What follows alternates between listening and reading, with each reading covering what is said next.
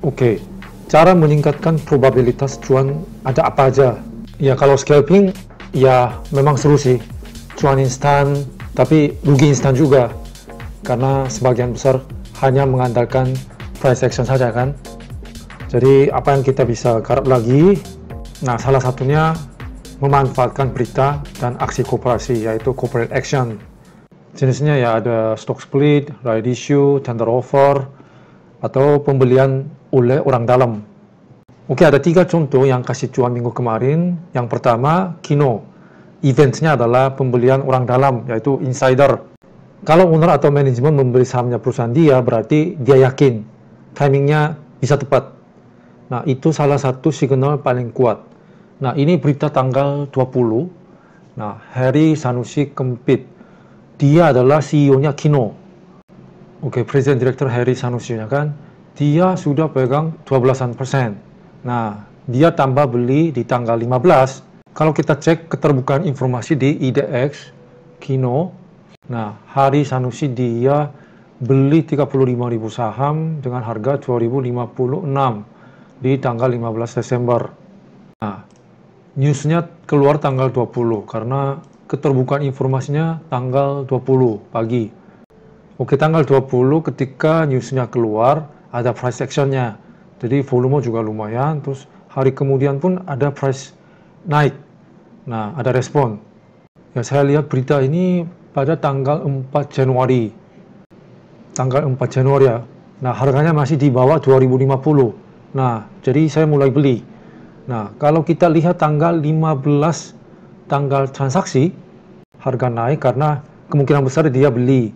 Nah, tapi orang-orang pada nggak tahu kan siapa yang beli. Nah, jadi tekanan jualnya juga lumayan.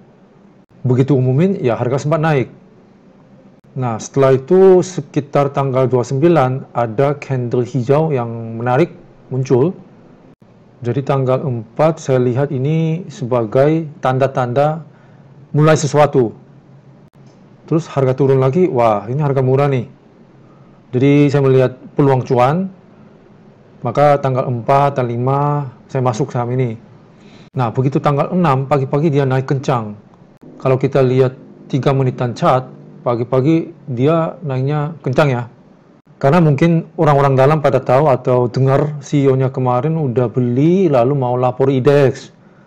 Karena sesi 2, nah tanggal 6 sesi 2 jam 1.31 ada laporan kepemilikan pembelian saham oleh Heri Sanusi lagi 2.100 per saham.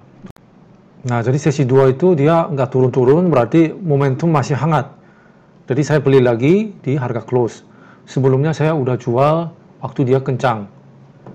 Ya, kemudian tanggal 7 dia naik kencang kan pagi. Jadi ya karena efeknya masih lanjut, efek yang pembelian saham oleh direktur utama, ya jadi saya jual waktu ini. Jadi ya 2 kali in out, 5%-an, 3%-an, ya 1 hari 2 hari oke lah.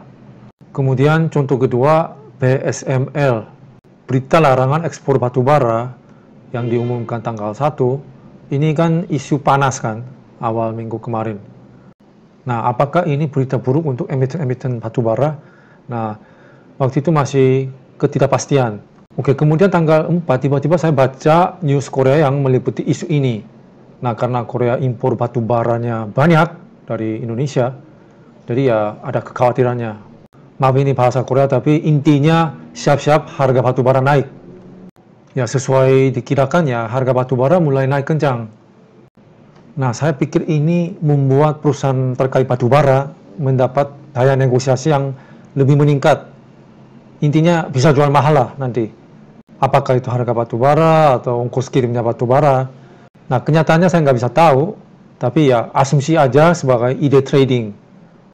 Nah, kalian masih ingat nggak ya, saya pernah upload video ini tentang IPO BSML tanggal 16. Dia transportasi batubara. Saya mulai lirik saham ini dari mulai tanggal 3, nah terus mulai belinya tanggal 4. Waktu itu saya beli melalui MG, terus ternyata seperti yang diharapkan dia naik. Memang beruntung sih, begitu beli langsung naik.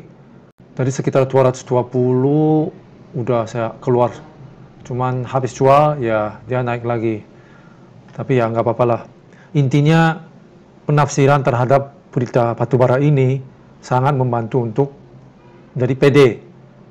Oke, contoh terakhir minggu kemarin BBHI. Dia ride issue kan. Nah, ini masih ongoing. Terus saya juga sebagian masih pegang. Kumdenya tanggal 7 kemarin. Harga tebusnya 478. Jauh lebih bawah dari harga sekarang. Walaupun harga teori akan disesuaikan, yaitu akan jatuh di X-Date tanggal 10. Nah, itu bikin orang tertarik dengan diskonnya, kebesaran diskonnya. Memang saya agak telat untuk beli saham ini. Saya masuk tanggal 6 dengan harga 9.750. Karena simple aja, harga begitu kuat dan mau coba tebus ride-nya nanti. Emang ambilnya nggak seberapa, tapi dia hari kemudian tanggal 7 naiknya kencang. Jadi ketika ada FOMO setelah dia tembus 10.000, sebagian saya jual.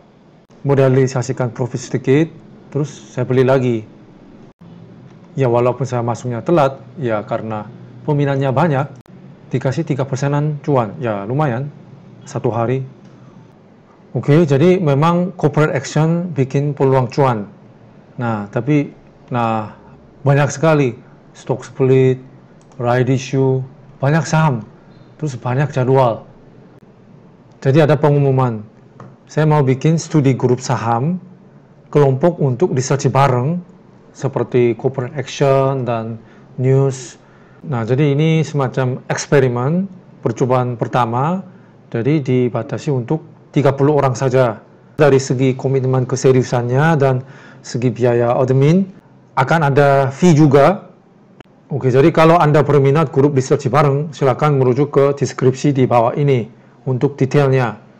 Oke, sekian dari saya. Sampai jumpa, terima kasih.